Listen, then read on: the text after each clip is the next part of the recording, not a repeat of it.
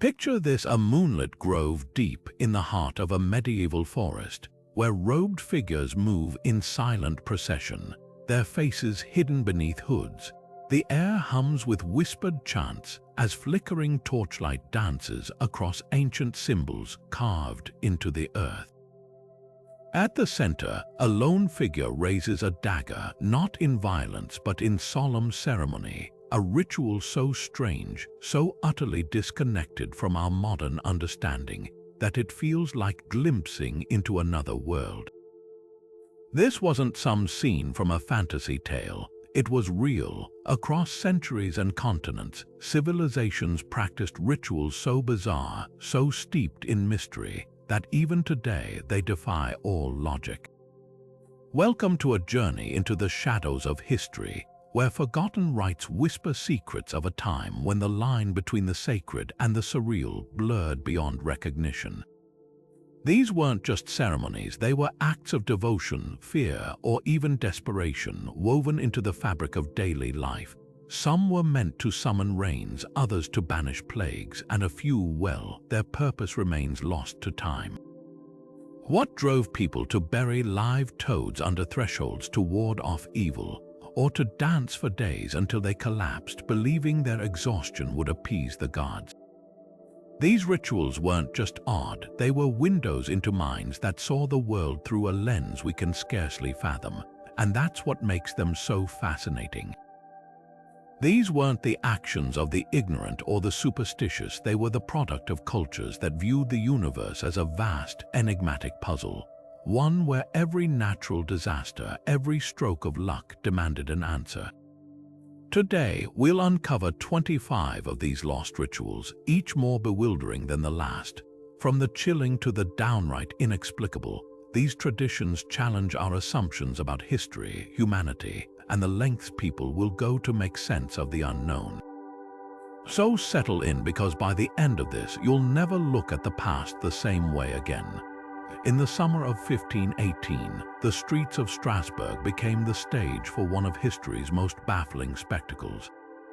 It started with a single woman, Frau Trophia, who stepped into the square and began dancing not with joy, but with a frantic, jerking motion she couldn't control. Within days, dozens more joined her, their bodies convulsing in a ceaseless, delirious rhythm. By the month's end, the crowd had swelled to hundreds, their feet pounding the cobblestones until blood seeped through their shoes. Some danced for days without food or rest, collapsing from exhaustion, even dying where they fell. This wasn't celebration, it was agony. The authorities, desperate to stop the madness, built wooden stages and hired musicians, believing the dancers needed to wear out the curse. Instead, the music only fueled their frenzy. Contemporary accounts describe faces twisted in terror, as if some invisible force had taken hold of their limbs. But what caused it? Some blame ergot poisoning, a fungus on rye bread that can trigger hallucinations and spasms, yet why would it only make them dance? Others point to mass hysteria, a collective breakdown sparked by famine and disease. Then there are the darker theories. Medieval Europe was steeped in beliefs about vengeful spirits and divine punishment. Had Saint Vitus, the patron saint of dancers, cursed them for their sins? Or was this a twisted form of ritual penance, a physical plea for salvation? The truth remains buried with those who danced themselves to dust, but the eerie woodcuts from the time shadows writhing in unison under a pitiless sun hint at a world where the line between devotion and delirium was perilously thin. Now imagine a cathedral not as a solemn house of worship, but as a raucous theater of the absurd, where priests wore masks backward, brayed like donkeys during Mass, and elected a Lord of Misrule to preside over ceremonies dripping with irreverence.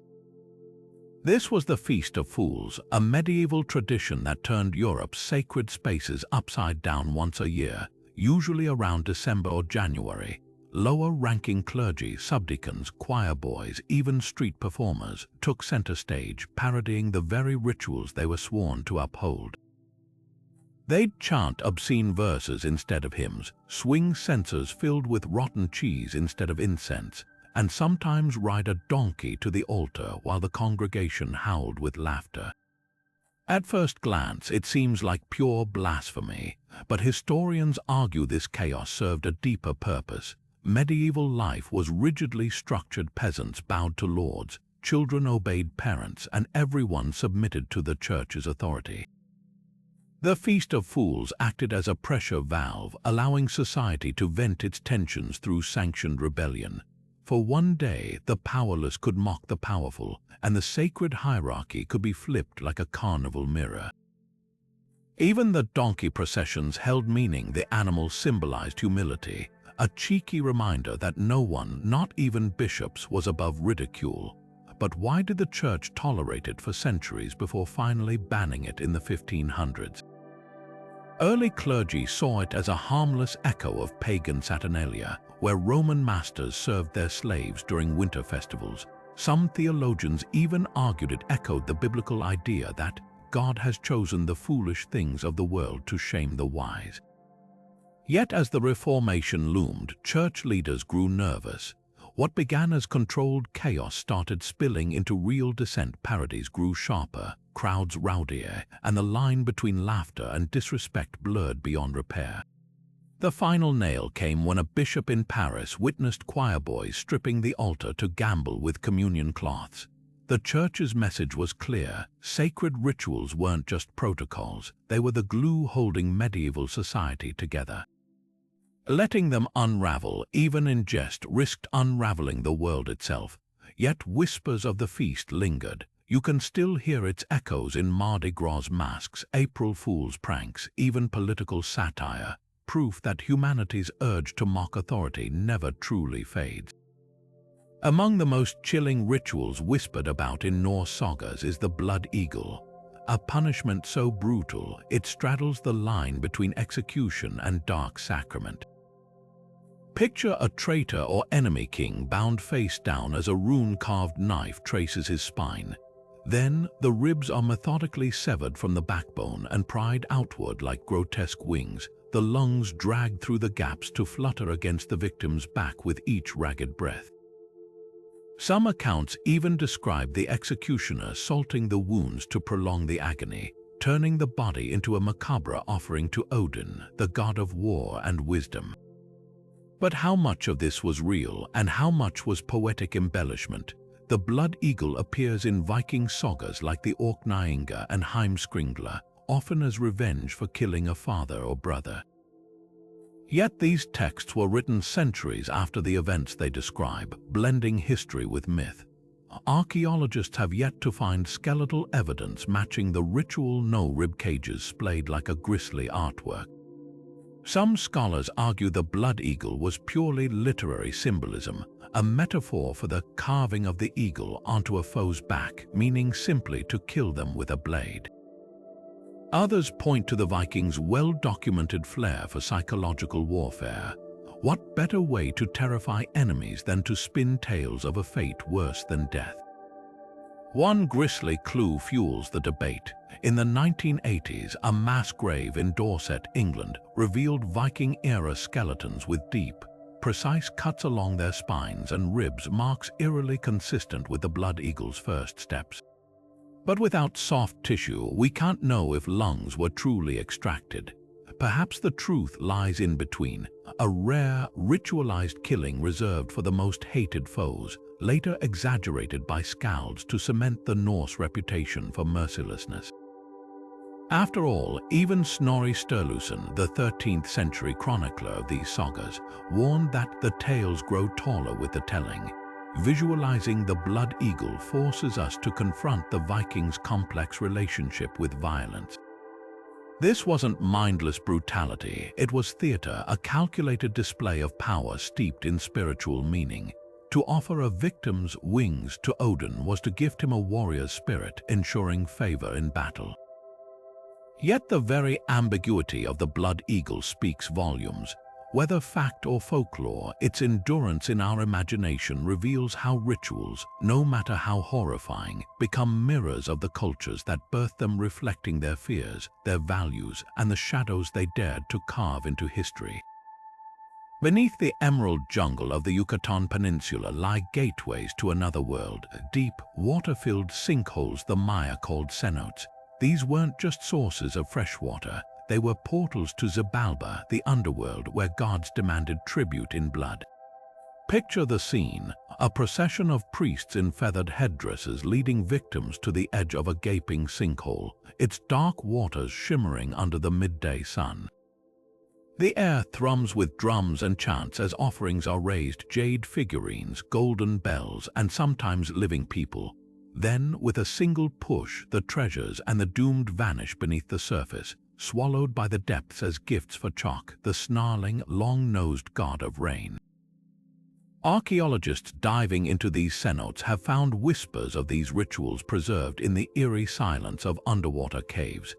At the sacred site of Chichen Itzar's cenote Sagrado, dredging revealed a gruesome catalogue of devotion, skeletons of children and adults, their bones tangled with ceremonial knives and delicate jewelry. Some skulls show fractures, hinting they were struck before drowning. Others bear no marks at all, perhaps volunteers who believed martyrdom would grant them favor in the afterlife.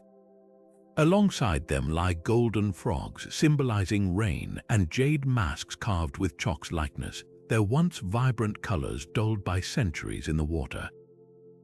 Why such extremes? The Maya lived at the mercy of the skies. Drought meant starvation, failed crops, collapse. Chok wasn't just a deity, he was survival itself. Sacrifices weren't acts of cruelty but desperate contracts with the divine. The deeper the offering sank, precious metals then lives, the stronger the plea. Yet there's a haunting duality here. Some victims were elites adorned in finery, suggesting nobility shared the burden. Others were likely prisoners, their deaths a spectacle to reinforce power.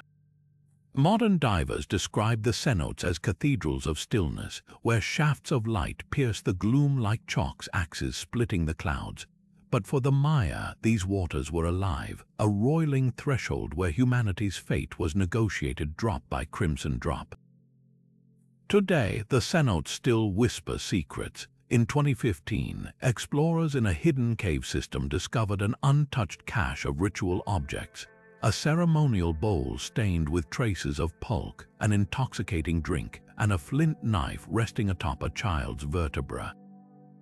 Each find peels back another layer of a belief system where the line between gift and sacrifice, prayer and terror, was as fluid as the waters themselves. What chills the bones isn't just the violence, but the intimacy of these acts. This wasn't anonymous slaughter, it was communion. Victims were often adorned as gods before their descent, their deaths a sacred performance. One priest's account, etched in a Dresden Codex manuscript, describes how Chok's laughter echoed in the thunder when offerings pleased him. And when rains came, drenching parched fields, the Maya saw proof their bargains worked. The cenotes, then, are more than graves. They're ledgers of despair and hope, written in gold, jade, and bone. Imagine a Roman general on the eve of battle, standing before a trembling bull as a robed priest raises a ceremonial knife. The animal's throat is slit, its belly opened, and the liver carefully extracted not for food, but as a celestial roadmap. The priest, known as a haruspex, would study its lobes, veins, and discolorations with the intensity of an astronomer reading the stars. Every bump, every blemish held meaning. A dark spot might warn of betrayal, an enlarged lobe could predict drought, and a cleft in the wrong place spelled disaster for the upcoming campaign. This was extispacy, the art of liver divination, and for centuries it shaped the fate of empires. The Romans didn't invent this practice, they inherited it from the Etruscans, who believed the liver was the seat of life itself. But they refined it into a precise science. Priests trained for years, memorizing clay and bronze models like the famous liver of Piacenza, a lifelike replica divided into 40 sections, each labeled with the name of a god. Jupiter's domain might govern war, while Mars ruled harvests. Even the gallbladder had significance, its position revealing whether the gods favored a new law or a marriage alliance. What's staggering is how deeply this ritual penetrated politics. Before every Senate meeting, military campaign, or public works project, a haruspex was consulted. When Julius Caesar ignored their warnings about the Ides of March, it became a lesson etched in blood. Emperors like Augustus kept personal haruspices on staff, and generals carried miniature liver charts into battle. The ritual wasn't just superstition, it was a tool for swaying public opinion. A well-timed prophecy could rally troops or discredit rivals, yet the practice had its skeptics.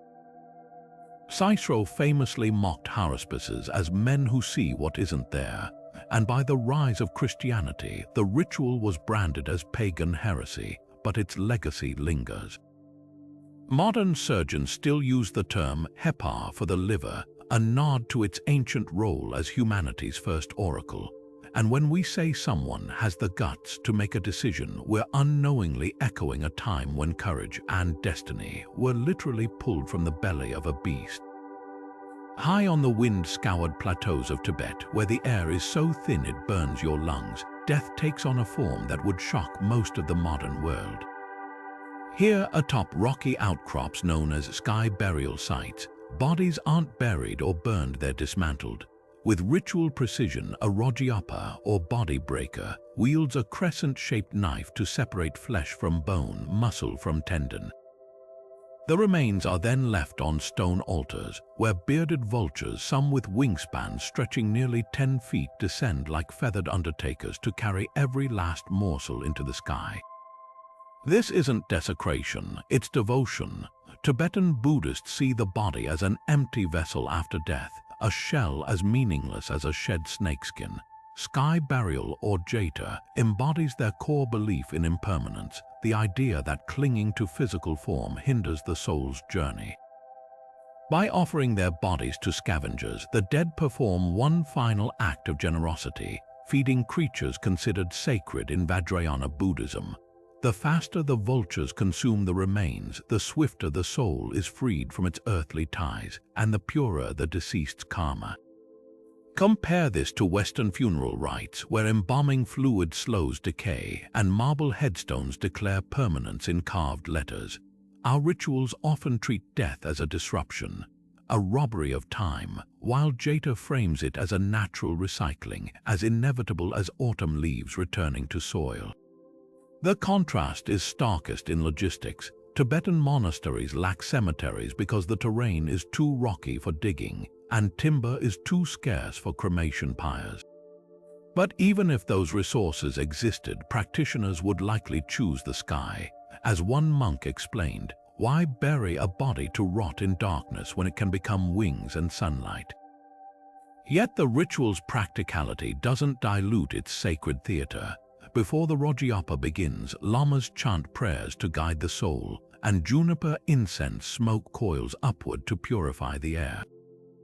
The body is arranged in the fetal position, a symbolic return to birth before being unwrapped like an offering. No tears are shed during the cutting. Grief, Tibetans believe, traps the dead in attachment. Even the vultures play their part with eerie discipline, often waiting respectfully until the ceremony concludes before swooping in. Few outsiders witness these rites today. The Chinese government, wary of Tibetan cultural identity, restricts access to sky burial sites, and filming is strictly forbidden. But pilgrims still whisper of places like Drigung Til Monastery, where the cliffs echo with the rustle of wings and the soft crack of bone. There's a haunting beauty in the efficiency of it all. No coffins leaching formaldehyde into groundwater, no headstones weathering centuries, just the wind, the birds, and the quiet arithmetic of energy passing from one life to another, a calculus as old as the Himalayas themselves. What unsettles Western observers isn't the gore but the intimacy of surrender. We armor our dead in satin-lined caskets. Tibetans give them to the sky. Both traditions ache with love, yet one clenches its fists while the other opens its palms. Perhaps that's why jeta endures even in the 21st century. In a world obsessed with legacies, with preserving fingerprints in concrete and digital footprints in clouds, it offers a radical alternative: to dissolve without a trace, becoming not memory but wind. In the golden half-light of an Egyptian tomb, a priest raises a slender, forked instrument, the pesishkaf, toward the linen-wrapped face of a mummy lying on an alabaster slab. With a ceremonial touch, he presses the tool to the corpse's lips, whispering incantations so potent they could pierce the veil between worlds. This wasn't mere symbolism, it was magic in its purest form. The opening of the mouth, a ritual that didn't just honor the dead but awaken them. Imagine the weight of that moment, the belief that with the right words, the right gestures, a lifeless body could once again see, hear, taste, and speak in the afterlife. Tomb paintings from Luxor to Saqqara immortalize this rite in vivid detail. In one, the deceased, often depicted as Osiris, god of the underworld, stands upright while a lector priest recites from a papyrus scroll. Another figure, usually the heir or a sem priest wearing a leopard skin, touches the mummy's mouth with an adze, a carpenter's tool repurposed as a divine instrument. Nearby, a bull's heart and foreleg are offered, their vitality meant to transfer to the dead. The scenes hum with ritual precision. Censers billow blue smoke, mourners wail, and jars of organs stand guard like sentinels. But the heart of the ceremony, those four critical gestures touching the mouth, eyes, ears, and nostrils, each a key unlocking sensory rebirth. Why such intricate steps? The Egyptians saw death not as an end but a transformation, a journey through Juat, the perilous underworld. A mummy without its senses was a soul trapped in darkness, unable to defend itself against demons or answer the 42 judges during the weighing of the heart. The opening of the mouth changed that. It turned the deceased into an Ak, a glorified spirit capable of enjoying feasts in the field of reeds or even revisiting the living. Some spells from the Book of the Dead explicitly warn against skipping the rite. If this ritual is not performed, the dead will stumble hungry and blind, a shadow among shadows. The tools themselves held deep significance. The pesishkaf, shaped like a serpent's tongue, evoked the healing powers of the goddess Isis. The adze mirrored the tool used to pry open the mouth of Osiris himself during his resurrection myth. Even the bull's leg symbolized strength. The dead would need it to navigate the underworld's trials. Archaeologists have found these instruments buried with nobles, some fashioned from meteoritic iron, a material believed to crackle with celestial energy. But the ritual wasn't just for pharaohs. Middle-class Egyptians staged scaled-down versions, using wooden statues as stand-ins if a body was lost in the Nile. Even animals sacred to gods Apis bulls, ibises underwent the ceremony. A cat mummy in the British Museum still bears faint gilt around its jaws, proof someone once whispered spells to ensure it could purr in the afterlife. What chills the modern mind isn't the ritual's grandeur but its intimacy. This wasn't a distant prayer, it was a tactile act of love. When Tutankhamun's mouth was opened in 1324 BCE, his young widow Ankhesenamun likely watched, believing her touch could still reach him. And in a way, it did. 3,000 years later, when Howard Carter unsealed the boy king's tomb, the gilded mask still gleamed as if waiting for breath. The Egyptians understood something primal, that death isn't truly real until the living stop calling your name. The opening of the mouth was their answer, a defiant, beautiful refusal to let silence win. Julius Caesar's commentaries on the Gallic War paints a scene straight from a nightmare. A towering effigy woven from willow branches, its hollow body crammed with living victims, both human and animal, as druid priests torch the structure in a swirling inferno. The screams, he claims, mingled with chants meant to satiate the Celtic gods. This was the Wicker Man, a ritual so horrifying that even Rome, no stranger to brutality, recoiled at its description. But how much of Caesar's account was fact, and how much was political theater designed to justify his conquest of Gaul? Digging deeper, inconsistencies emerge. No archaeological evidence of these giant wicker constructs has ever been found in Celtic lands. Caesar's description conveniently framed as a first-hand report, borrows heavily from Greek dramatist Posidonius, who wrote of similar sacrifices decades earlier. The Romans had a vested interest in portraying the Celts as barbarians. After all, it's easier to justify subjugating a people if you paint them as monsters. Yet the kernel of truth may lie in the Druids' reverence for trees. Willows symbolized flexibility and renewal in Celtic lore, and fire was a sacred purifier. Smaller-scale offerings like burning livestock in woven baskets likely occurred, but the colossal wicker man, probably an exaggeration, weaponized by Caesar to shock his Senate into funding more legions. Fast forward 2,000 years and the wicker man's specter still flickers not in terror but in reinterpretation. The 1973 cult horror film The Wicker Man resurrected the myth, blending paganism with folk horror. More strikingly, Nevada's Burning Man festival, while staunchly non-religious, echoes the ritual's primal themes, a giant wooden effigy set ablaze not as sacrifice but as catharsis. Participants describe the burn as transformational, a release of old selves into the flames. Neo-pagan groups have even staged symbolic Wicker Man ceremonies, filling them with flowers or petitions instead of victims, reclaiming the narrative from Roman scare tactics. What's fascinating is how the Wicker Man's legacy bends without breaking. The Celts left no written records, so their truth is buried beneath Roman propaganda and modern reinvention.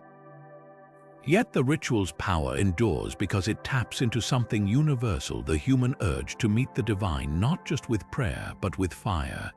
Whether as a tool of conquest, a horror trope, or a festival's climax, the Wicker Man remains a mirror. It reflects our darkest fears of the other, our longing for spectacle, and the uneasy truth that every culture's sacred rites can look monstrous through another's eyes. Perhaps that's the real lesson. History's most enduring rituals aren't those set in stone, but those set aflame, constantly reshaped by the hands that retell them. In the heart of Tenochtitlan's grand temple, a priest kneels before an idol clad in a ghastly second skin, not fabric or gold, but the freshly flayed hide of a sacrificed warrior, still glistening with traces of blood. This was no act of desecration, but a sacred transformation. For 20 days, the priest would wear this flesh suit like a living shroud, the skin slowly rotting against his own as he moved through crowds, blessing crops and accepting offerings. The stench alone must have been unbearable, yet to the Aztecs it carried the sweet promise of rebirth. They called this rite Tlacaxipuyalistli, the flaying of men, and its patron was Xipe-Totec, the flayed god, a deity depicted in statues with hollow eyes staring through the gaps of his own peeled face. Xipe-Totec's worship wasn't about mere cruelty. His gory rituals mirrored the cycles of nature itself. Each victim, often a captured warrior, was tied to a stone frame and pierced with arrows until his blood watered the earth like rain. Then came the flaying, a meticulous process where priests sliced from the collarbone downward, peeling the skin whole like the husk of a maize stalk. The symbolism was deliberate. Just as corn sheds its outer layer to nourish, so too did human sacrifice renew the world. When priests donned these skins, they became walking metaphors, the old self decaying to reveal new life beneath. Even the rotting process held meaning. Shedding the desiccated flesh after days mirrored snakes sloughing their skin or seeds bursting from their casings. Surviving statues of Xipe-Totec freeze these rituals in eerie detail. The British Museum holds one such figure, its body draped in carved skin flaps so realistic you can almost see the stretch marks. Another, in Mexico's Templo Mayan Museum, wears a victim's face as a mask, the empty eye sockets staring blankly forward. Most unsettling are the flesh bundles, actual human skins preserved by time and treated as relics. When archaeologists unearth these, they often find the hands still attached, swaying unnaturally as if frozen mid-dance. But why embrace something so visceral? The Aztecs lived in constant fear of nature's whims. Drought could erase entire harvests. A single failed season meant starvation. Xipe-Totec's rites were a desperate gambit to control the uncontrollable. By embodying the god through flayed skin, priests channeled his power to ensure fertility. Spanish chroniclers recorded how villagers would touch the rotting garments, believing contact transferred vitality to their fields. Some accounts even describe children dressed in miniature flesh suits during planting ceremonies, their innocence balancing the horror. Modern excavations revealed darker layers. In 2019, archaeologists at Endachjun, Tehuacan uncovered a stone altar where victims were flayed alongside a trove of flint knives, each blade worn smooth from repeated use. Nearby, a pit held hundreds of severed mandibles, suggesting some skins were removed while the heart still beat. Yet for all its brutality, Tlacaxaipuelistli was deeply ceremonial. Victims were often lavishly adorned beforehand, treated as divine avatars.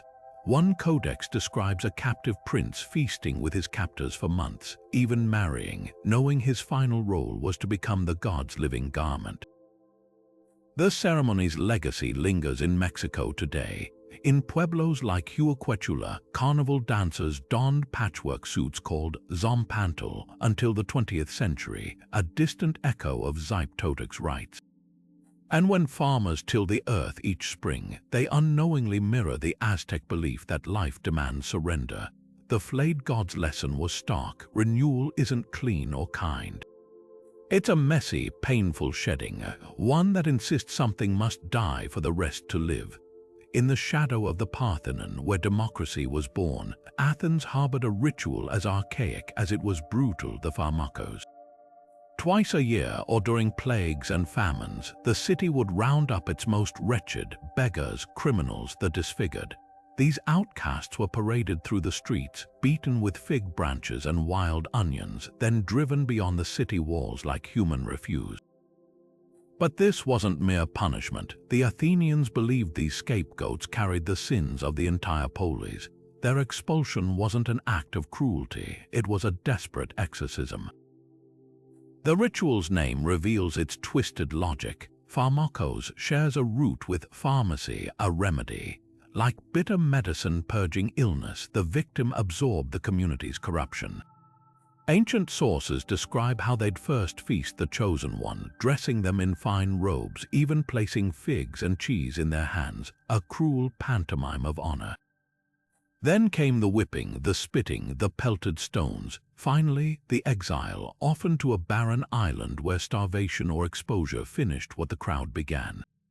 Some accounts claim they were burned alive, their ashes scattered to the winds as the ultimate purification. Modern psychologists recognize this as collective catharsis. When fear grips a society, be it plague, war, or crop failure, people crave a vessel for their panic. The pharmakos' ritual externalized chaos, transforming abstract dread into a flesh and blood target. It's no coincidence the victims were often already marginalized. Their suffering cost the powerful nothing. The poet Hipponax even joked about using his enemies as pharmakoi, proving how easily the ritual blurred into political weaponry. Yet the practice wasn't uniquely Greek. From the biblical goat cast into the desert on Yom Kippur to medieval towns expelling plague carriers, humanity has always sought sacrificial lightning rods. What chills the bones is how little the script changes. Today's social media outrage cycles mirror the pharmakos' dynamic: public shamings, cancel culture, the rush to vilify individuals for systemic failures. The robes and figs have been replaced by viral hashtags, but the impulse remains: identify, condemn, expel. Archaeology confirms the ritual's grim reality. In 2014, a mass grave on the island of Lemnos, a known dumping ground for pharmakoi, yielded skeletons with bound wrists and crushed skulls. But the most haunting evidence isn't bones, it's art. A 6th century BCE vase in the Louvre shows a mob herding a ragged figure, his body already streaked with symbolic filth. The painter captured not just a ritual but a warning: civilizations rot from within when they mistake cruelty for cleansing. Perhaps the pharmakos' true lesson lies in its duality. The victim was both poison and cure, despised and necessary. Athens worshipped reason yet clung to this primal rite, a fracture in their famed enlightenment. We like to believe we've outgrown such barbarism, but watch any crisis, a stock market crash, a pandemic, and you'll see the same old ghost stirring. The pharmakos never really left, it just learned new disguises. Beneath the vermilion torii gates of Kyoto's Shimogomo Shrine, a procession unfolds like a living scroll painting from the Heian period. Young shrine maidens, their faces powdered white and lips stained crimson, glide forward in layers of jade-green silk embroidered with hollyhock crests, the aoi that gives the Aoi Matsuri its name. But this is no ordinary parade. As flute music spirals into the humid May air, some maidens begin to tremble, their movements sharpening into jerking convulsions. Their eyes roll back, their voices rise in guttural chants not their own, but the words of the gods they've momentarily become. This is Kamigakari, the sacred possession at the heart of one of Japan's oldest festivals, where the boundary between mortal and divine dissolves in a swirl of silk and spirit. The Aoi Matsuri dates back to the 6th century when Kyoto was still called Heian Kyo. Legend claims it began as a desperate plea to the Kame Shinto deities after storms ravaged the city. When prayers and offerings calmed the winds, the ritual became an annual reenactment. But what sets it apart isn't just its antiquity, it's the visceral intimacy of its possessions. Unlike the controlled trances of Western mediums, Kamigakari is raw and unpredictable. Maidens chosen as miko spend months purifying themselves through cold water ablutions and abstinence, yet when the kami descend, their bodies become battlegrounds. Some whisper prophecies, others lash out with superhuman strength, requiring attendants to restrain them gently with embroidered cords. The costumes themselves are relics of a rarefied world. Each 12-layered Junaito kimono weighs over 40 pounds, its colors and patterns dictated by strict imperial codes. The outermost robe, dyed with aoi leaves, crackles with symbolism. The hollyhock was believed to repel evil spirits. Even the maiden's hair, piled high with lacquered combs, mimics the sacred sakaki branches offered to kami. To wear these garments isn't just performance, it's a tactile communion with history. When a miko collapses under the weight of possession, she's not just channeling a god, she's embodying 1,000 years of unbroken tradition. Modern scholars debate whether these possessions are neurological phenomena or spiritual events. The rhythmic drumming, dehydration from heavy costumes, and psychological pressure could induce dissociative states, yet Shinto sees no contradiction. To believers, the body isn't a vessel to be filled but a conduit, a riverbed through which divine energy flows. The festival's climax, where possessed maidens scatter sanctified aoi seeds into the Kamo River, blurs this line further. As the seeds vanish into the current, so too do the kami retreat, leaving the maidens dazed and often with no memory of their ordeal. What lingers isn't just the spectacle, but the questions it forces upon us. In an age of science, why does this ritual endure? Perhaps because it offers something rationalism can't. The thrill of surrender, the awe of touching the untouchable. When a miko's voice drops 3 octaves to speak as the thunder god Raijin, even skeptics hold their breath. The Aoi Matsuri reminds us that some truths aren't meant to be unraveled, only witnessed preferably in the dappled light of a shrine courtyard where the past never really leaves. Under the glow of the year's shortest night, Slavic villages erupted in a frenzy of fire and folklore. Cupola Night, celebrated on the summer solstice, was no ordinary festival. It was a time when the veil between worlds grew thin, when water gained healing powers and ferns supposedly bloomed with golden flowers for a single magical hour. Young couples, their hands entwined, leaped over bonfires in a test of devotion too timid a jump, and the flames might whisper of a love doomed to fade. Others vanished into the shadowed forests, searching for the mythical fern blossom said to grant fortune and fertility to those pure of heart.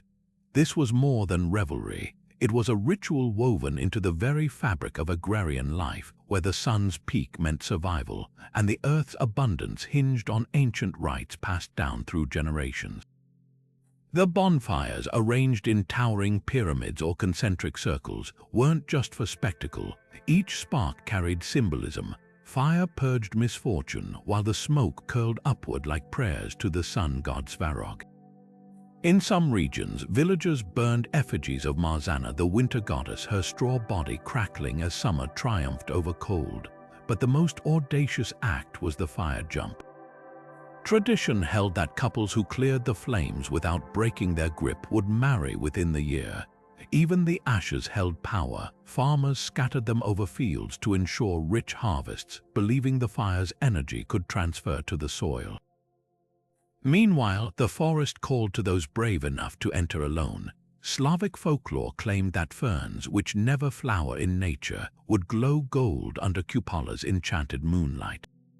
Finding one granted the ability to understand animal speech, uncover hidden treasures, or most coveted, secure a partner's unwavering love, but the hunt was perilous. Tales warned of mischievous forest spirits, the leshy, who'd lead seekers astray with phantom laughter.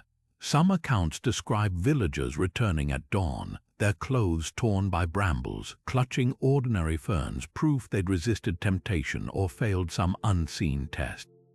What's striking is how these rituals transcended mere superstition. Cupola night mirrored the cycles of crops and courtship. The solstice marked the sun's zenith, but also its coming decline, a reminder to seize abundance while it lasted. The fern, a plant that reproduces invisibly through spores, became a metaphor for hidden potential, echoing the secrecy of young love in tightly knit communities. Even the water rituals held layers of meaning. Maidens floated wreaths of flowers down rivers, reading the currents like fortune tellers. If a wreath sank, it signaled heartbreak. If it drifted to shore, marriage loomed. Today, echoes of Cupola night survive in Poland's Nok Kupoli, Ukraine's Ivana Kupola, and Russia's Ivan Kupola Day. Modern celebrations blend pagan roots with Christian veneers. Saint John the Baptist now shares the spotlight with sun gods, yet the essence remains. In Belarus, couples still leap over smoldering embers, while Latvians crown the festival with Jani, where flower-crowned women sing ballads older than written history. Even urban youth join the search for fern blossoms, though smartphones often replace lanterns. The rituals adapted, but their pulse still beats to an ancient rhythm. The need to harness nature's fleeting magic, to turn the wheel of seasons with fire and faith. Perhaps the most poignant relic is the cupolo itself, a flower-strewn pole erected in village squares. Danced around like a maypole, it symbolized the axis between earth and sky, the mortal and divine. When dawn finally broke, the flowers wilted, the fires dimmed, and the fern's golden glow faded into legend. But for those who'd jumped, searched, or prayed, the night's promise lingered. That life, like the sun, could always burn brighter if you knew the right rituals to light the way. In the shadow of Babylon's ziggurats, where astrologers tracked celestial omens like scribes chronicling the moods of gods, a chilling solution emerged for kings facing prophecies of doom. When the stars foretold disaster, a lunar eclipse, Mars hovering too close to Jupiter, the royal court didn't panic. Instead, they enacted the Shah Pu Macron letter 12bi, the substitute king ritual, a macabre sleight of hand where death wore a crown for a day. The process was meticulous. A prisoner, beggar, or mentally ill man would be plucked from obscurity and clothed in the king's own robes, his hands anointed with sacred oil. For weeks or even months, he'd sit on the throne, issuing meaningless decrees while the real ruler lived anonymously among servants, pretending to be a gardener or cook.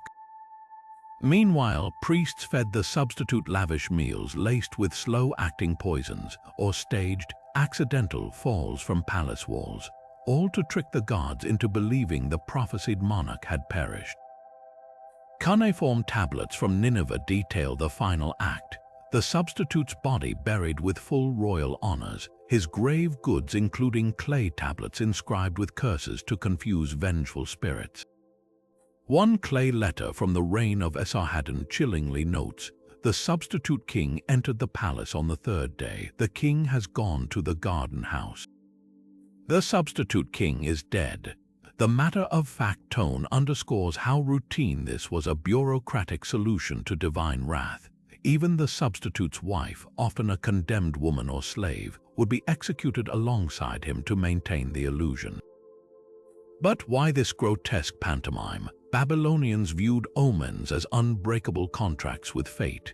If the gods demanded a king's life, refusing meant catastrophe for the entire kingdom. The substitute ritual wasn't cruelty, it was a cosmological loophole, a way to fulfill destiny's letter while violating its spirit. Some substitutes may have understood their role. Tablets mention one who demanded and received a week of luxury before his reign ended. Others were likely deceived until the final moment. Archaeologists have found haunting evidence of these rituals. At Nimrud, a skeleton wearing a gold crown but bearing the bound wrists of a prisoner lay in a royal tomb. Nearby, the bones of a woman, perhaps his queen, clutched a broken clay tablet inscribed with a mock coronation decree. The most poignant find, a child's toy chariot buried with them, suggesting some substitutes brought families into the charade.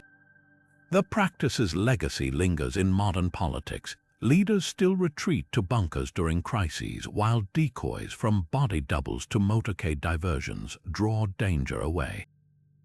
The Babylonians simply took this to its logical extreme. If power requires sacrifice, let it be someone else's skin. Their substitute kings remind us that survival, even at civilization's heights, often hinged on a brutal calculus that one life, however unjustly taken, could buy 1,000 more. On the cremation grounds of Varanasi, where the Ganges swallows the ashes of countless dead, the Aghori monks sit motionless atop smoldering pyres, their bodies grey with the dust of the departed. To most, these figures are the stuff of nightmares ascetics who drink from human skulls, who drape themselves in funeral shrouds, who crack the bones of the dead between their teeth like sacred prasad.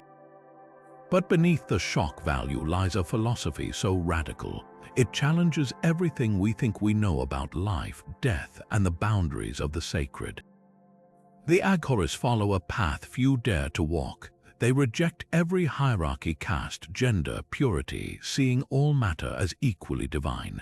A rotting corpse is no different than a golden idol. A sip from a beggar's cup holds the same holiness as water from the Ganges.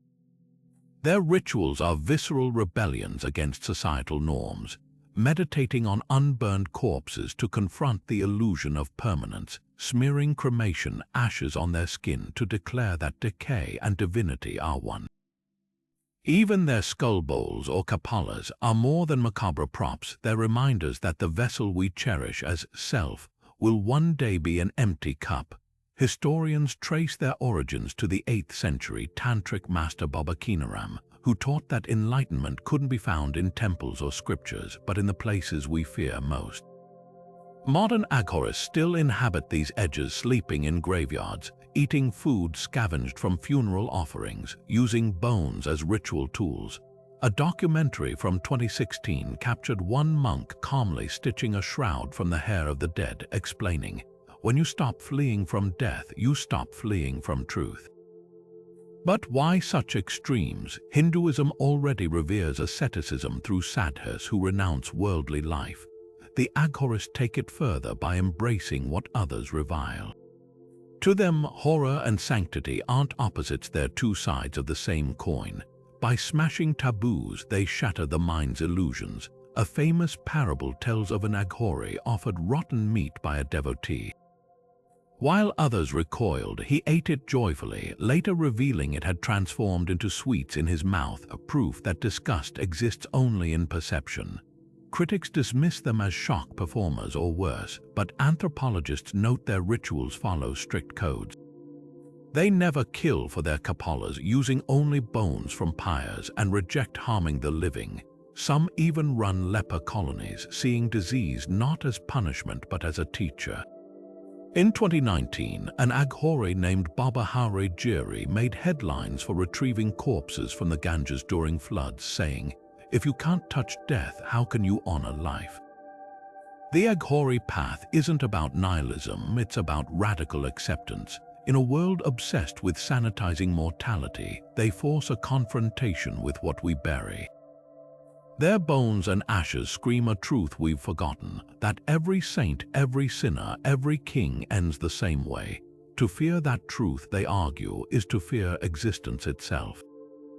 And so they sit, these untouchable mystics, turning graveyards into classrooms and skulls into chalices, whispering that liberation begins where our comfort ends.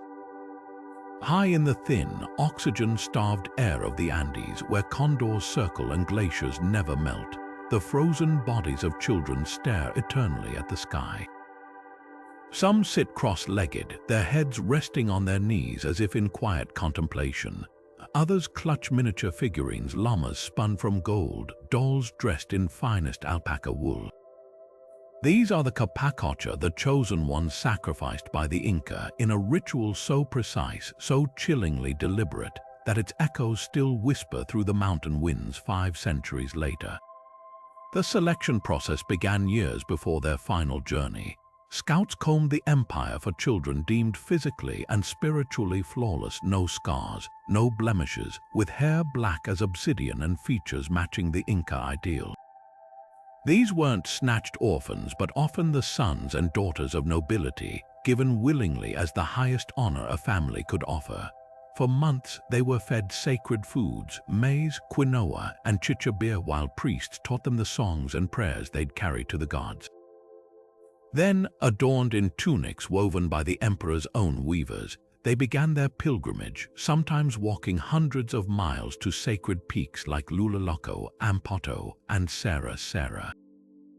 The final ascent was a carefully orchestrated crossing between worlds. At base camps, archaeologists have found remnants of coca leaves and ayahuasca vessels, evidence the children were drugged to ease their terror, or perhaps to share visions with the deities. As the air grew too thin for even the hardiest porter, the chosen ones were led higher until at last they reached the summit shrines. There, priests administered a final, fatal dose of chicha mixed with sedatives. Some were strangled with fine cords, others simply succumbed to cold, their bodies arranged in peaceful poses atop platforms of stone and gold. The discovery of these mummies in the 1990s shattered assumptions about Inca sacrifice. Unlike the Aztecs' blood-soaked altars, this wasn't spectacle but intimacy. The Maiden of Lulaloco, found in 1999, wore her hair braided with cords dyed crimson, her face tilted toward the sunrise.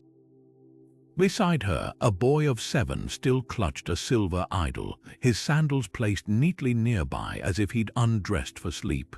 Most haunting of all was Lightning Girl. Struck by a bolt centuries after death, her body half burned, half preserved, her expression eerily serene. Artifacts buried with them reveal a cosmology where death wasn't an end but an apotheosis. Tiny gold statuettes represented their new roles as messengers to Inti, the sun god. Spondylus shells carried from distant oceans symbolized the life-giving rains the sacrifices would summon. Even their positioning held meaning, facing Cusco, the empire's heart, or oriented to celestial events like solstices. Modern CT scans show their stomachs filled with elite foods, proof they were cherished until the last moment. Why such precious offerings? The Inca believed the mountains Apu were living deities controlling weather and fertility. A Capacocha child wasn't killed but transformed, becoming a permanent bridge between humanity and the divine. During droughts or famines, priests would ascend to consult the mummies, leaving new offerings at their shrines. In a way, these children never died, they became the mountain's voice. Today, their frozen faces challenge our definitions of cruelty and devotion. Were they victims or volunteers? The answer may lie in between. In a world where a single failed harvest could doom thousands, perhaps giving one perfect life to save millions didn't seem monstrous, just necessary. As the thin Andean wind howls around their glass museum cases, the Capacocha still whisper their paradoxical truth. that love and sacrifice can wear the same face, frozen in time, forever beautiful, forever 12. In the flickering torchlight of a medieval courtroom, a peasant woman named Walpurga Horseman trembled as scribes recorded her confession. How she'd anointed herself with a foul ointment, mounted a broomstick, and flown through the night to a desolate mountaintop. There, under a blood-red moon, she'd feasted on roasted infants with hundreds of other witches while the devil, in the form of a black goat, presided over their blasphemous revelries. Her testimony, extracted under torture in 1587, wasn't unique. Across Europe, accused witches described the same unholy gatherings, the witches' sabbat, with eerie consistency. Yet these weren't first-hand accounts. They were nightmares stitched together from ancient folklore and the fevered dreams of inquisitors, a lethal cocktail that would consume thousands of lives.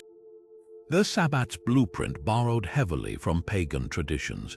Pre-Christian Europe celebrated festivals like Walpurgis Night, when spirits were said to roam freely, and Beltane with its bonfires and fertility rites. Folk tales spoke of the Wild Hunt, a ghostly procession led by Odin or Diana, where the dead rode storm clouds. Early church writers twisted these motifs, turning goddesses into demon queens and communal dances into evidence of heresy. By the 14th century, the sabbat had crystallized into a full-blown anti-mass, witches kissing the devil's anus, profaning the Eucharist with feces, and engaging in chaotic orgies that inverted Christian morality.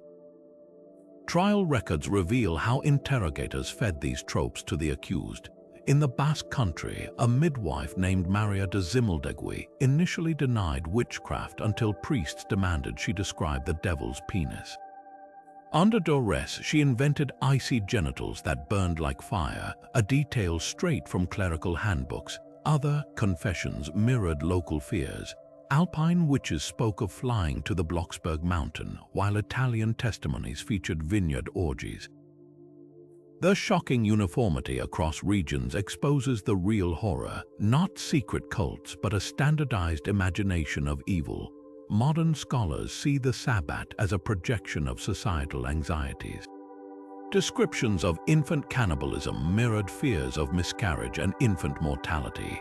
Accounts of witches anointing themselves with flying ointments, likely hallucinogenic blends of belladonna and hemlock, hinted at both folk medicine's power and its dangers. Even the broomstick motif may have roots in peasant women's fertility dances, where they straddled staffs to ride crops into abundance.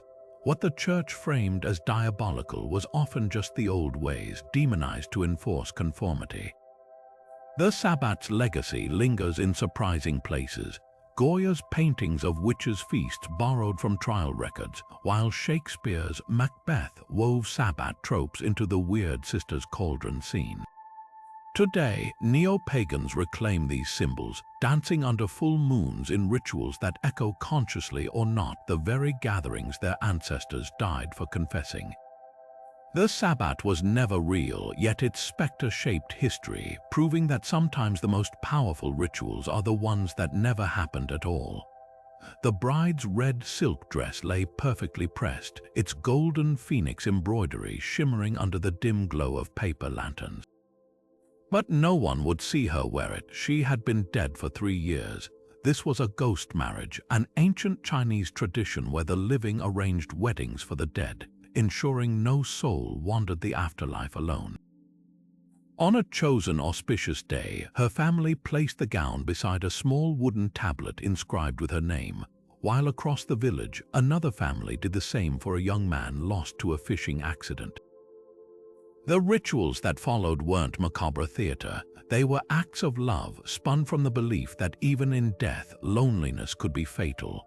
Ghost marriages date back over 2,000 years, rooted in Confucian ideals of filial piety and ancestor worship. A spirit without a spouse couldn't produce descendants to honor them, condemning them to eternal hunger in the afterlife. Worse, unsettled ghosts might return as gooey, vengeful spirits haunting their families with misfortune. The solution, a carefully orchestrated ceremony mirroring a traditional wedding, complete with betrothal gifts, a procession of paper effigies, and a banquet where the living feasted in place of the dead. Dowries often included hell money, miniature furniture, and even paper iPads burned to furnish the couple's afterlife home. Archaeologists have uncovered ghost marriage contracts etched on Han Dynasty bamboo slips, proving the practice's longevity. One from 20 BCE details the union of a drowned merchant's son and a girl who died of fever, their families pledging resources, so their souls may prosper together as their bodies could not. But the ritual took dark turns. During famines, families sometimes paired corpses exhumed from paupers' graves, leading to a grisly black market. Qing Dynasty court records describe bone thieves snatching recently buried women to sell as ghost brides, a crime punishable by beheading. The tradition never truly vanished. In 2016, a viral news story exposed a Guangdong family who hired a spirit matchmaker to pair their deceased son with a ghost bride, only to later discover the woman's corpse had been stolen from a hospital morgue. Another case in Shanxi involved a grieving mother bribing a funeral director to find her daughter a husband after dreaming the girl wept alone in the underworld. Modern ghost weddings now blend old and new. One ceremony featured a cardboard Tesla burned alongside paper wedding rings, while another included a live stream so distant relatives could attend. Critics call it superstition, but anthropologists argue ghost marriages reveal deeper truths about grief and continuity. In a culture where ancestors are never truly gone, these rituals bridge the seen and unseen, offering solace wrapped in red silk and smoke. The dead, they whisper, still need what the living crave: companionship, dignity, a place to belong. And so the lanterns glow, the paper money ash floats skyward, and two names are etched side by side on ancestral tablets. A wedding like any other, except the first kiss happens in eternity. The Viking warriors stood motionless on a small square of oxhide, their swords sheathed, their breaths visible in the frigid morning air. This wasn't the frenzied melee of Hollywood battle scenes. It was a holmgang, a duel so ritualized that stepping off the hide could mean forfeiting the fight. Imagine a chess match with live steel. Combatants took turns striking 3 blows each, their feet anchored to the cramped space, while onlookers chanted spells to sway the gods' favor. The loser wasn't always the one who bled, it was the one who broke the rules. This wasn't mindless violence. Holmgang translates to island-going, referencing the duel's origins on small, isolated patches of land. Later, cloaks or hides replaced actual islands, symbolizing the sacred boundary between combat and chaos. The rules, recorded in medieval Icelandic sagas like Cormac's Saga, read like legal codes. Fighters could bring 3 shields. When all splintered, they faced each other unprotected. Striking out of turn or targeting a fallen opponent meant dishonor, a fate worse than death in Norse culture. Even the weapons were regulated, swords permitted, but poison or daggers hidden in sleeves. That was cowardice, and cowardice got you exiled. Compare this to the blood-soaked free-for-alls of Vikings or the Last Kingdom. Hollywood loves the image of berserkers foaming at the mouth, but real Viking duels were close to courtroom dramas with swords. In Egil's saga, a warrior named Egil refuses to fight a holmgang until his opponent provides a worthy reason, arguing that honor demanded justification, not just anger.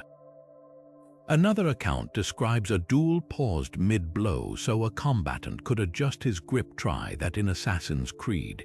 The rituals around these fights were as precise as the combat. Before steel met steel, witnesses recited the Holmgangulag, the duel's laws, ensuring both fighters understood the stakes.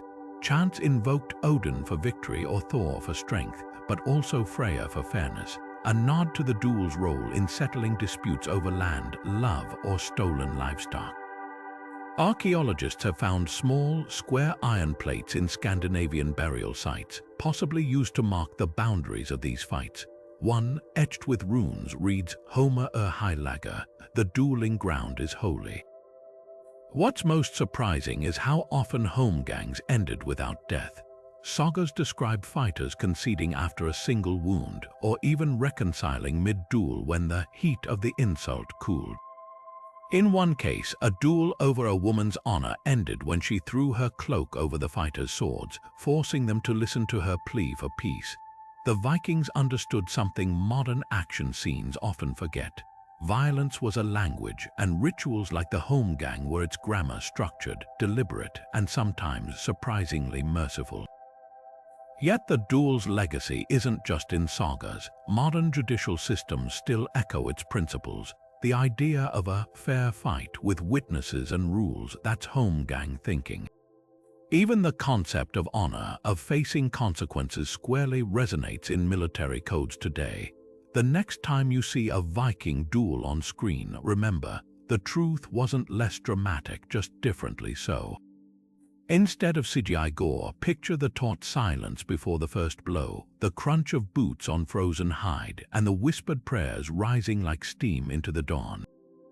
A fight wasn't just about winning, it was about proving you deserved to.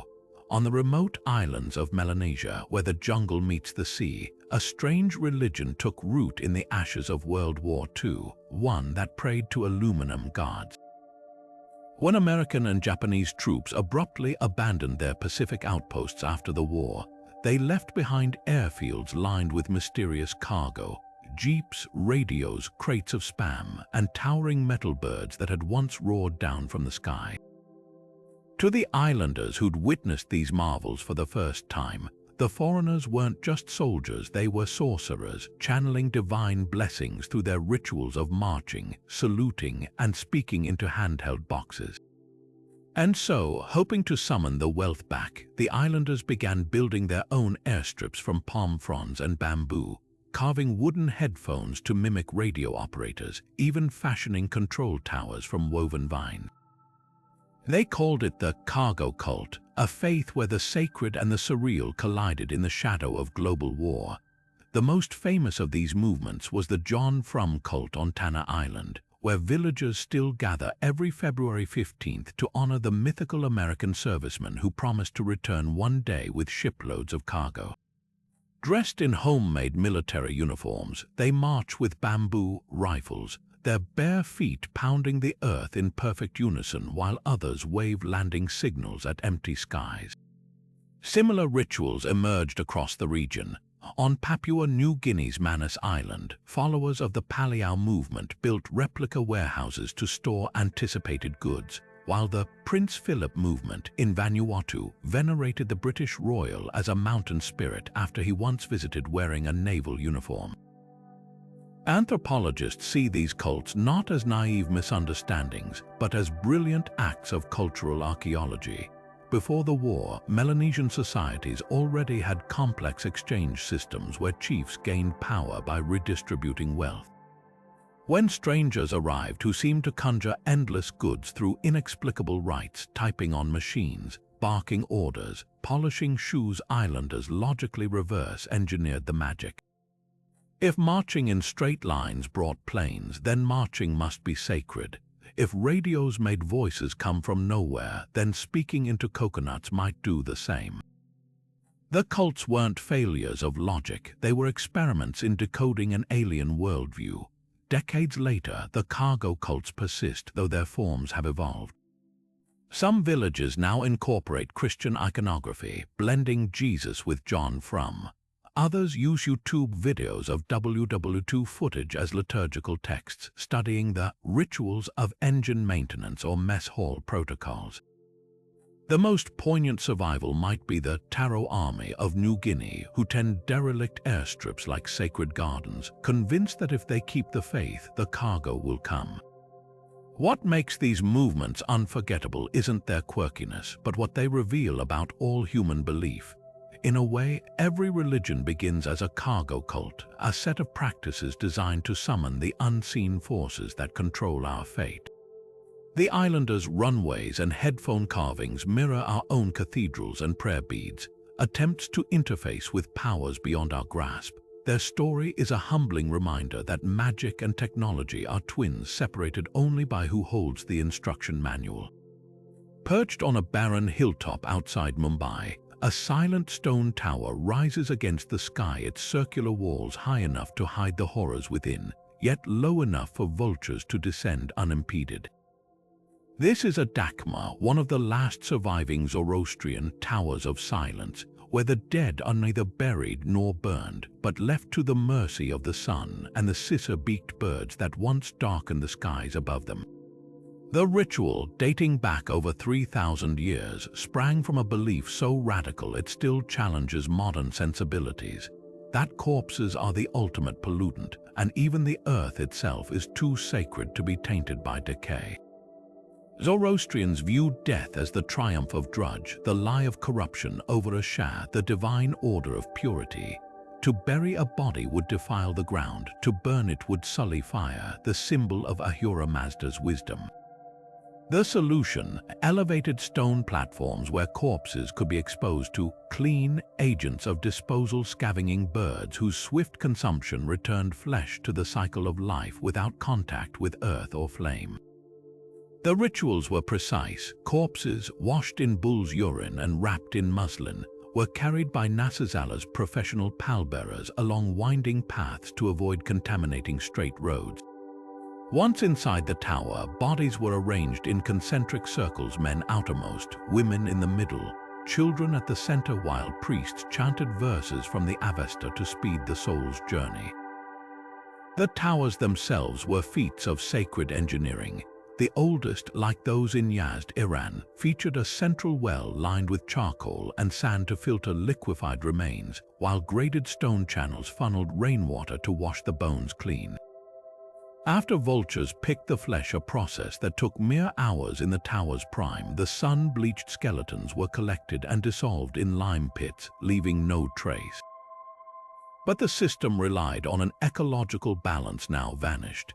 In the 1990s, Mumbai's vulture population collapsed by 99% due to diclofenac poisoning from livestock carcasses. With no birds left, the towers faltered. Modern parsers now debate desperate alternatives: solar concentrators to accelerate decomposition, or even a return to burial in lined concrete crypts. The Yazd towers, maintained by Iran's dwindling Zoroastrian community, still function sporadically, though vultures there too are rare. What lingers isn't just the towers, but the philosophy they embody. In a world obsessed with preserving memory, from embalming to digital legacies, the Zoroastrian rite embraces radical impermanence. No headstones, no ashes, no relics. Just the wind carrying a soul skyward, and the quiet certainty that purity matters more than remembrance. Standing before a silent dakma at dusk, you can almost hear the whisper of wings that will never come again, and wonder if we've lost something vital in our refusal to let the dead truly disappear.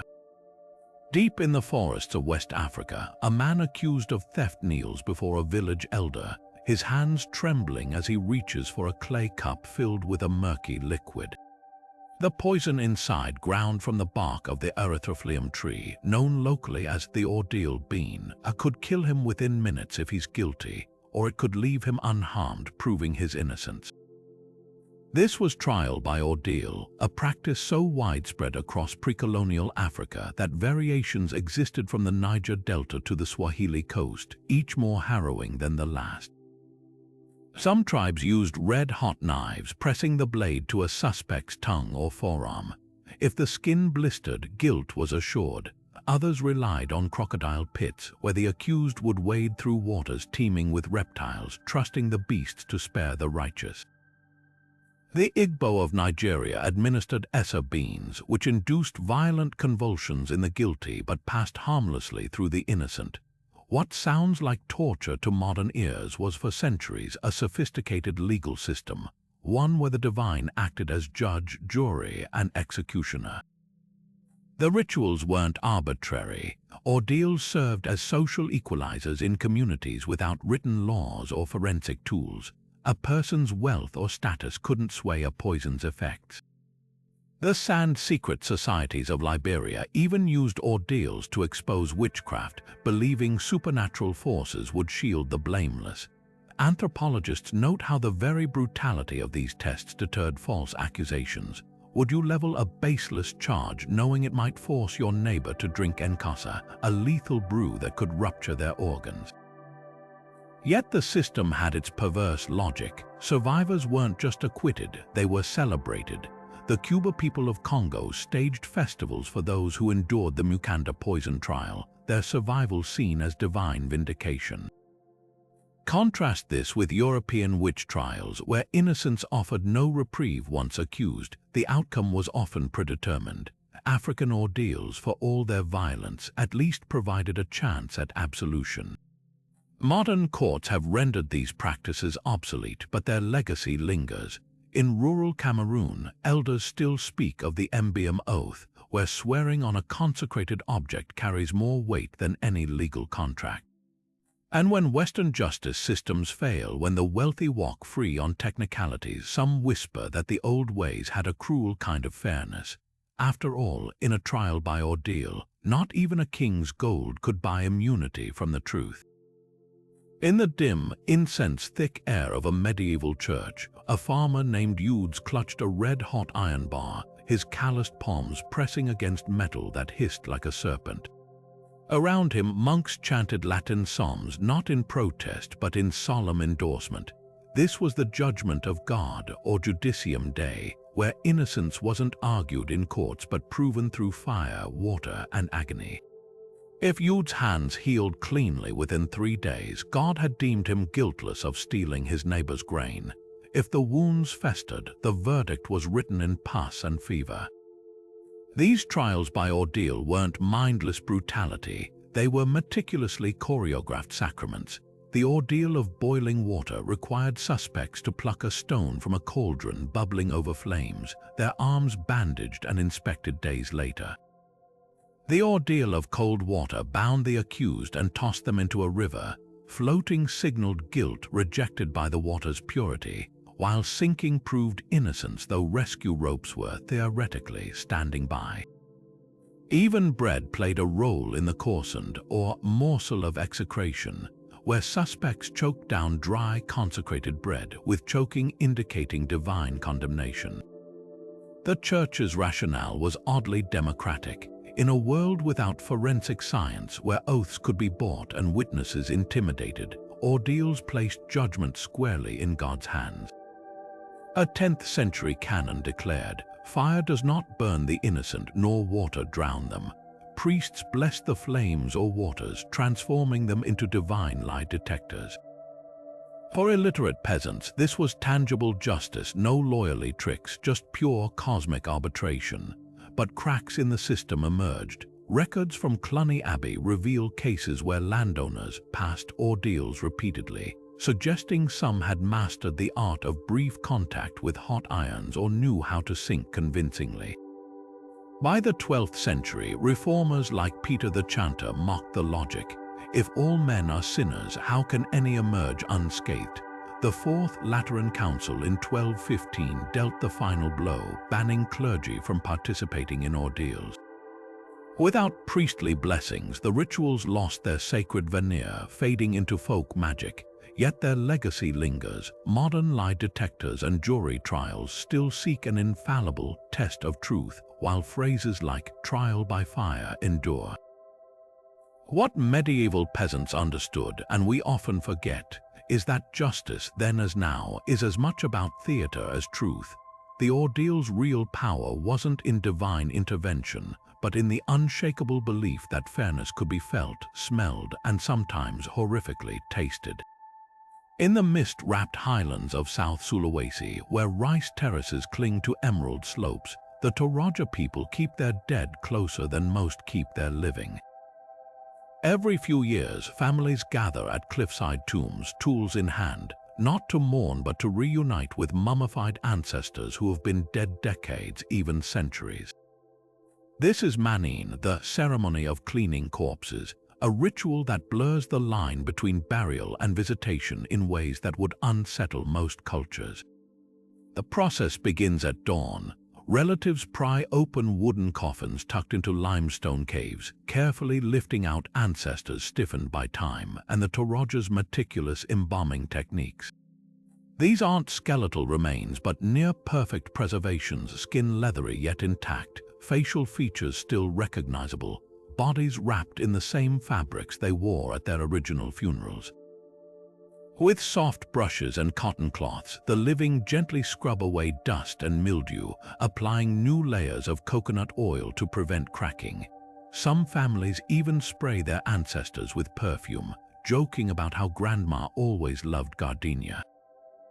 Then comes the wardrobe update: fresh suits for grandfathers, vibrant sarongs for aunts, even sunglasses for the particularly stylish.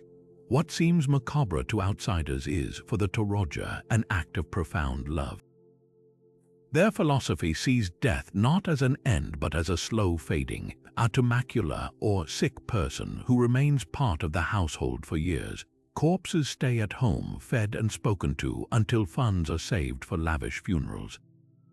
Even then, they're merely moved to cliff tombs where Mayan ensures they're never neglected.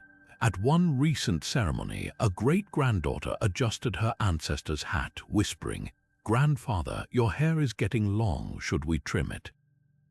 As if chatting over tea, the origins of Mayan trace back centuries, likely born of necessity. Toraja villages, isolated by mountains, couldn't always transport bodies to cemeteries before decomposition set in, prompting families to preserve them at home. Over time, this practicality blossomed into sacred tradition. Today, modern embalming techniques, formaldehyde injections, airtight coffins extend the ritual's reach, with some mummies dating back to the 1800s still receiving regular checkups. But Mayan isn't just upkeep, it's a time for updates. Families share gossip with ancestors, recount marriages and births, or even ask for guidance. In 2019, a Toraja businessman exhumed his father to show him the car dealership he'd opened, later telling reporters, "He worked his whole life as a farmer. I wanted him to see what his sacrifices built." Other reunions are more poignant. At a 2017 ceremony, a widow slipped love letters into her husband's coffin 50 years after his death, her hands trembling as she smoothed his shirt collar one last time before the caves swallowed him again. Archaeologists marvel at the Toraja's embalming mastery, natural desiccation enhanced by herbal pastes and smoke, creating mummies rivaling Egypt's without chemicals. Yet the true revelation is psychological. Where Western cultures often sequester grief behind cemetery gates, the Toraja weave it into daily life. Children grow up passing ancestral tombs on school walks, knowing these names and faces. Death isn't a door slammed shut, but left ajar, allowing love to flow both ways. As globalization reaches even Sulawesi's remotest valleys, Mayan faces challenges. Younger generations, lured by city jobs, sometimes skip ceremonies. Christian missionaries have pressured families to adopt conventional burials, but the ritual persists defiant. At a 2022 gathering, a university student in Jakarta flew home to dress her great-great-grandmother in a new batik dress, live-streaming the event for cousins abroad. "She cared for us," the student explained, adjusting the mummy's necklace. "Now we care for her." In that exchange lies Mayan's quiet revolution, the radical idea that the dead don't vanish, they simply change form, and that caregiving, in its purest sense, knows no expiration date.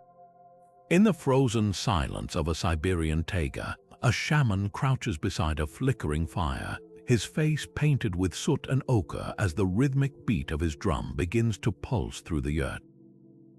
Smoke twists upward, carrying his chants into the frigid night, not just as sound, but as a bridge to the spirit world. He isn't praying for healing, he's leaving to retrieve it. This is the ancient practice of soul retrieval, where shamans embark on perilous journeys beyond the physical realm to rescue fragments of a person's soul stolen by trauma, curses, or restless spirits.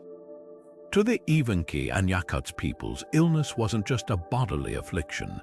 It was a sign that part of you had gone missing, wandering the other world like a moth drawn to distant flames. The ritual's cosmology reads like a psychedelic epic. Shamans describe descending through layered realms, the upper world where eagle-headed gods perch on cosmic branches, the middle world, a mirror of our own but warped by spirit logic, and the lower world, a subterranean labyrinth guarded by ancestors and beastly guides. Each layer demands its own toll, a song to appease the river spirits here, a bone offered to the gatekeeper there. One 19th century account tells of a shaman who battled a demonic abossi for 3 nights, wrestling over a child's soul like 2 wolves fighting over a scrap of meat. The victory came only when he tricked the creature into counting grains of sand, buying time to escape with the stolen essence clutched in his teeth. Modern anthropologists compare these journeys to out-of-body experiences or controlled hallucinations induced by drumming's steady 4/7 Hz frequency, the same range as theta brainwaves which govern deep meditation and dreaming. But for the shamans, the mechanics were irrelevant. What mattered was the result. A successful retrieval often involved tangible proof. The shaman might spit a pebble into his palm, claiming it held the reclaimed soul fragment, or blow the essence back into the patient's chest through a bone tube. Healing wasn't metaphorical. It was as concrete as a key turning in a lock. The aftermath was just as meticulous. Patients were forbidden from speaking their names for days, lest the fragile soul flee again. Some wore iron amulets to anchor the returned essence, while others slept with knives under their pillows to ward off spirit thieves. The shaman's role didn't end with the journey. He'd often prescribe follow-up rituals, bathing in ice-cold streams to harden the soul or avoiding certain foods that might attract malicious entities. What's haunting is how these ancient practices echo modern psychology. Therapists now speak of dissociation after trauma, a splintering of self not unlike the soul loss described by the Evenki. Contemporary treatments for PTSD, like EMDR, even mimic the shaman's drumming with bilateral stimulation to reprocess fractured memories. The difference? Science frames recovery as neural reintegration, while the shaman saw it as a rescue mission across cosmic steps. Both, in their way, agree. Healing requires returning to the place where you came undone and gathering what was left behind. The rituals persist today, though diluted by time and persecution. In Tuva, young apprentices still train under masters, learning to navigate the spirit world's ever-shifting geography. One young shaman, Aldar, recounted his first successful retrieval, how he followed the sound of a grieving mother's voice through a fog of dancing shadows, only to find her child's soul fragment trapped in the ribs of a spectral elk. The image lingers, a reminder that some wounds defy scalpels and prescriptions, demanding instead the courage to step into the dark and call back what's yours. Beneath the flickering candlelight of a 17th-century Welsh farmhouse, a gaunt figure crouched beside a freshly washed corpse, his calloused hands trembling as he lifted a crust of bread from the dead man's chest. This was the Sin Eater, the village's most reviled and necessary outcast, about to perform a ritual so paradoxical it defied every Christian doctrine. By consuming that bread, he would ingest the deceased's sins, sparing their soul from purgatory while damning his own. The act was swift, the payment meager, a few coins or a mug of ale, but the consequences were eternal. As the crumbs stuck in his throat, the sin-eater shouldered moral filth no scrubbing could cleanse, turning himself into a living scapegoat for the sake of neighbors who'd cross the road to avoid him tomorrow.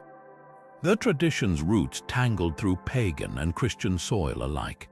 Welsh folklore spoke of Ysgrythyr, wandering wraiths who'd take sins into the afterlife for a price, while Scottish Highlands records mention corpse eaters, hired at funerals as late as the 1850s. The ritual itself was deceptively simple. A loaf or salt cake placed on the dead, sometimes with ale poured over it, would absorb their transgressions through sympathetic magic. The sin-eater, always a social pariah, beggars, cripples, or those bearing physical marks thought to signal divine disfavor, would then gorge on this tainted meal, their very unworthiness making them ideal vessels for communal guilt. One account from Radnorshire describes a sin-eater fleeing into the woods immediately after, villagers throwing stones to drive evil spirits away with him. What chills the bones isn't the act's barbarism, but its twisted compassion. In an era when fear of damnation gripped even children's hearts, sin-eating offered families a brutal kind of solace. The 1665 Diary of a Shropshire clergyman agonizes over presiding at a funeral where a sin-eater was secretly paid, noting, "The widow would not rest till the deed was done, so great was her terror of her husband's unconfessed wrath." Church authorities railed against the practice. One bishop condemned it as the devil's Eucharist, yet it persisted in shadowy corners, a folk remedy for theological despair. Archaeology hints at how old the custom truly is. Excavations near Aberystwyth uncovered a medieval skeleton buried face down beneath a threshold, its teeth worn to stubs from coarse grain. Local lore claimed it was Dafydd y Bara, a notorious sin-eater denied upright burial for his polluted soul.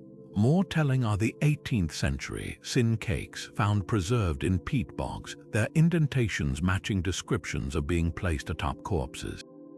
Modern chemists analyzing one such cake detected ergot fungus, suggesting some eaters experienced hallucinogenic visions, perhaps interpreted as wrestling with stolen sins. The ritual's echoes linger where you least expect them. Some scholars trace its shadow in the Christian communion wafer's symbolism of absorbing transgressions.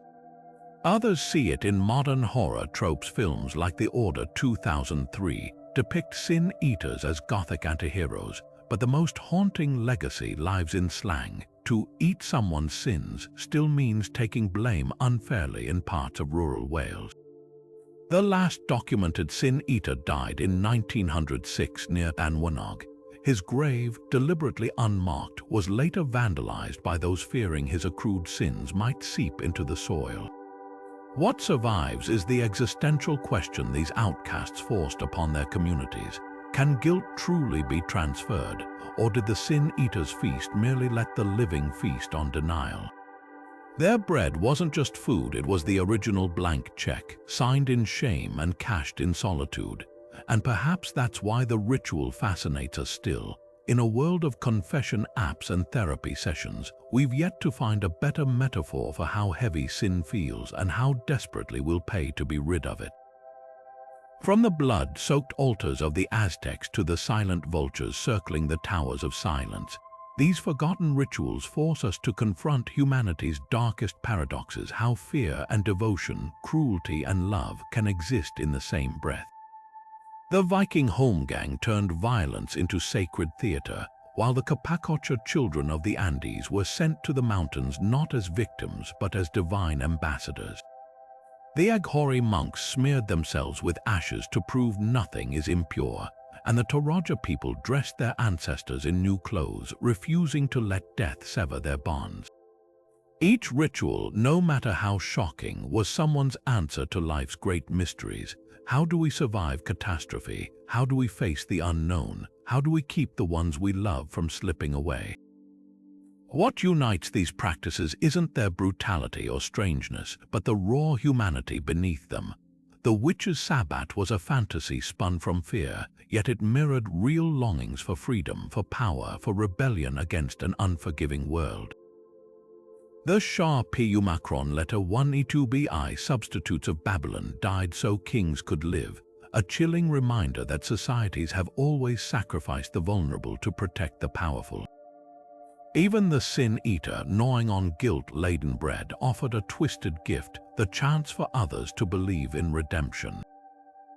So here's the question that lingers after the fires burn low and the chants fade. Which of these rituals would you dare to witness?